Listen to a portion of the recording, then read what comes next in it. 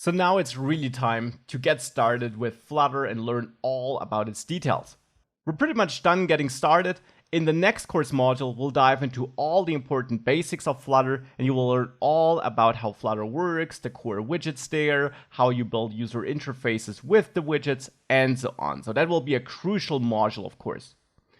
Thereafter, we'll dive into debugging because, of course, things can go wrong during development, and finding and fixing errors is an important part of being a developer. So we'll have a look at how that works in the debugging section.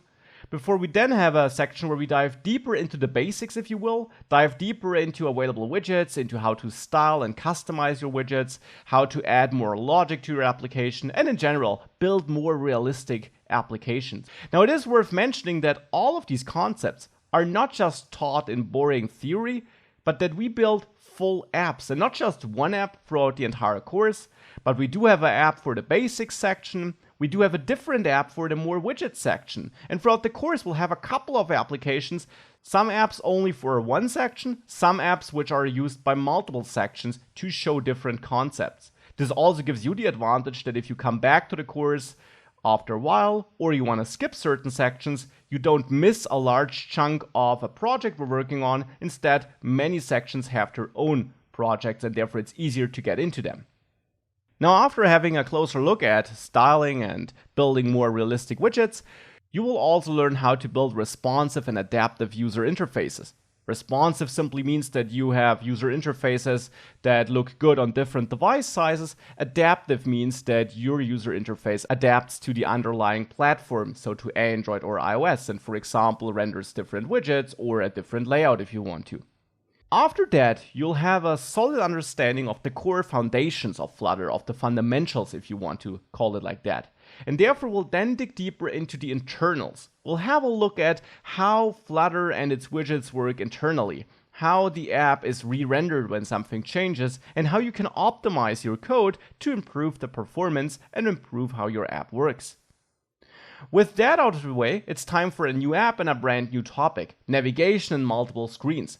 Up to this point in the course, we'll always have worked on one screen only, but most apps have more than one screen. You might have a product screen and a card screen and a user profile screen, and here you will learn how to set up different screens and how to navigate between them so that you can switch pages in your app. It's around that time that we will also see that for bigger apps, it can get pretty cumbersome to manage the data correctly, the data our app or the different parts of our app needs. And therefore, we'll then have a look at state management. This is a super important course module where we will dive into the different options you have when it comes to managing data and state, which is in the end just a different term for data that changes, you could say. How you can manage that in bigger applications, how you can pass it around effectively, how you can make sure that when something changes in a certain place in your app, all places that depend on it are updated efficiently. And we'll have a thorough look at this in this module, and for this we'll also start a brand new project, just as we did in the navigation and multiple screens section. We'll then build up on that and dive into how you can manage user input and forms, so how you can fetch email addresses or URLs or numbers and have the user enter such data, before we then learn how to connect our Flutter app to the web. Because up to this point we always just worked on the device, but some data needs to be stored in a database in the web, and therefore here you will learn how to reach out to the web, how to reach out to such a database and store your data there or get it from there.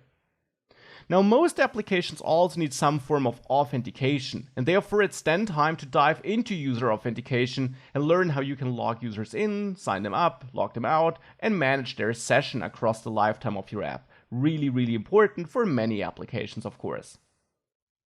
After that, we'll have a look at animations. Animations are a crucial part of applications because they allow you to give the user a better feedback regarding what changed on the screen. And you will learn all about the built-in animation techniques Flutter offers and how you can use them to create great user experiences and user interfaces. Now, most native apps also need access to certain device features like the camera, maps, on-device storage, things like that.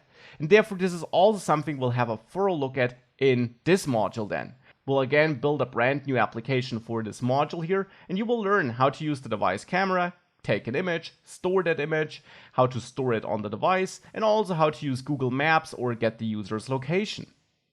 Now, sometimes you need some native device feature which isn't built into Flutter, where you have no easy way of accessing it through Flutter.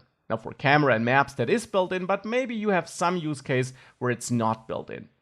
Well, then you will also learn how you can run native device code, so Java code for Android, for example, or Swift code for iOS, how you can run such code and connect it to your Flutter app so that you still have one project, but in case it's missing, it's not built into Flutter, you can actually run native device code triggered from inside your Flutter app. That's a really cool feature, and we'll cover this in this course as well. Now, once all of that is done, it's of course time to publish the app. And I will show you how you can build and optimize your app and then publish it to the Apple App Store or the Google Play Store. Well, and with that, we're done. I'll then round up the course, show you some next steps on how you can continue, and actually also give you a blueprint, you could say, for how you can develop great apps, which different phases are involved, and what my recommendations regarding that are. So definitely check that out as well. So as you can tell, there's a bunch of content in this course. I hope you'll like it. We have a bunch of apps we're building, and by the end of the course, you should therefore feel really confident to build amazing Flutter apps and build any app you want with the help of Flutter.